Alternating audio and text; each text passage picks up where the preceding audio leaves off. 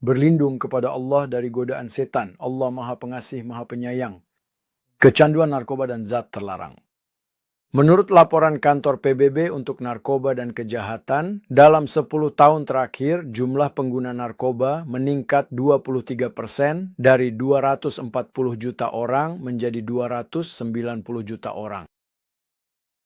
Jumlah orang yang hidupnya hancur akibat penggunaan narkoba meningkat sebesar 45% mencapai sekitar 40 juta orang.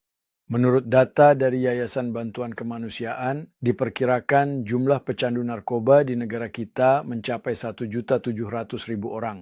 Di antara penyebab paling umum terjadinya kecanduan narkoba adalah pertama, rasa ingin tahu, kedua, meniru orang lain, ketiga, niat untuk bersenang-senang, keempat, kehancuran sosial, kelima, pengaruh teman dan sebaya. Saudara-saudaraku yang terkasih, tentu saja untuk terbebas dari segala macam kebiasaan buruk hanya ada satu resep, yaitu resep dari Allah. Allah telah menciptakan manusia sebagai makhluk yang paling tinggi derajatnya di antara semua ciptaannya, dan segala sesuatu selain manusia diciptakan untuk manusia, sedangkan manusia diciptakan untuk Allah. Apa yang Allah kehendaki untuk manusia hanyalah kebahagiaan. Allah menginginkan manusia untuk bahagia. Allah tidak hanya menginginkan satu orang, dua orang, satu bangsa, atau tiga bangsa saja yang bahagia. Tetapi Dia menginginkan seluruh umat manusia untuk bahagia. Karena Allah mencintai semua manusia dan menginginkan mereka bahagia. Namun di hadapan manusia yang paling Allah cintai dan paling inginkan kebahagiaannya, ada musuh yang bernama setan. Musuh yang dapat menghalangi kebahagiaannya, yang dapat membuatnya sengsara di dunia maupun di akhirat adalah setan. Dan dalam surat Al-Maidah ayat 90 dijelaskan kepada kita bagaimana cara kita bisa terbebas dari musuh ini. Wahai orang-orang yang beriman, sesungguhnya khamar, judi, berhala-berhala, patung-patung, dan anak panah untuk meramal adalah perbuatan keji dari perbuatan setan. Jauhilah semua itu. Mudah-mudahan dengan begitu kalian akan beruntung. Di antara 4 hal tercela yang disebutkan ini, kita juga bisa memasukkan narkoba. Karena narkoba adalah sesuatu yang sangat berbahaya bagi manusia, kebiasaan yang sangat buruk, dan Allah SWT telah memberikan tubuh fisik ini kepada kita sebagai amanah. Jika kita melihat pada 3 kitab suci tentang penyerahan tubuh fisik, lihatlah apa saja yang kita temui. Penyerahan tubuh fisik kepada Allah dalam 3 kitab suci. Dalam 3 kitab suci, dalam Taurat manusia adalah makhluk sosial. Ia hidup bersama orang lain dan dikatakan, kamu tidak boleh memberikan kesaksian palsu terhadap tetanggamu. Kamu tidak boleh memandang istri tetanggamu dengan niat buruk.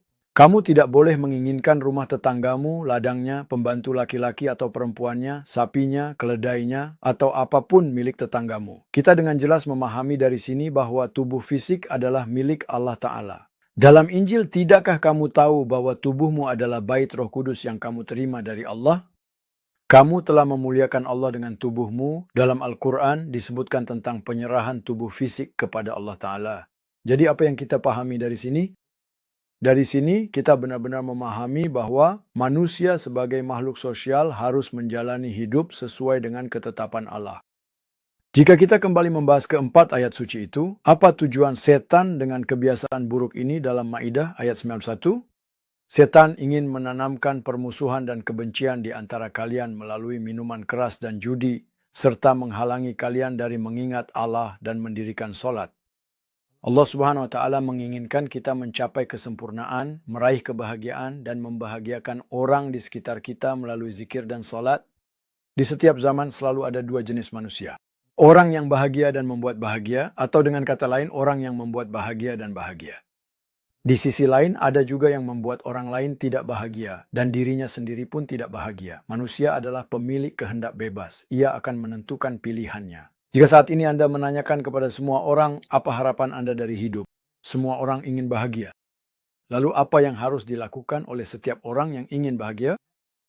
Yang harus dilakukan adalah berjalan di jalan yang telah ditunjukkan oleh Allah. Memohon dari hati untuk bisa sampai kepada Allah. Karena Allah Ta'ala menjadikan orang-orang yang memohon dari hati untuk sampai kepadanya sebagai hamba yang dekat dengannya dan melindungi mereka dari setan. Lalu, apa yang dikatakan dalam Al-Maidah ayat 92? Karena alasan ini. Kepada orang-orang yang memiliki kebiasaan buruk ini dikatakan, taatilah Allah, taatilah Rasulullah. Taat kepada Allah berarti memohon untuk sampai kepada Allah, dan taat kepada Rasul berarti mengikuti beliau. Jika kalian berpaling, tugas Rasul hanyalah menyampaikan, mengajak kalian kepada Allah. Dan lihatlah, jika kalian tidak berpaling dan menerima ajakan itu, maka perhatikanlah, apa kabar gembira dari Allah. Tidak ada dosa bagi orang-orang yang beriman dan beramal saleh terhadap apa yang mereka makan selama mereka bertakwa. Amin. Saudaraku tercinta, semoga kebahagiaan menghampiri Anda. Dan Allah mencintai orang-orang yang berbuat kebaikan, saudara-saudaraku yang tercinta. Dalam pelaksanaan mekanisme keadilan, ada kekuatan legislatif, ada kekuatan eksekutif, dan ada kekuatan yudikatif. Inilah kekuatan legislatif. Kitab-kitab suci yang diturunkan oleh Allah. Kekuatan eksekutif adalah para rasul Allah. Dan dalam kekuatan yudikatif adalah pelaksanaan keadilan. Allah yang Maha Tinggi menginginkan agar keadilan ditegakkan melalui tangan manusia dan setiap orang bersikap adil. Dia ingin kita menjadi orang-orang yang menegakkan keadilan ketika memutuskan perkara di antara manusia.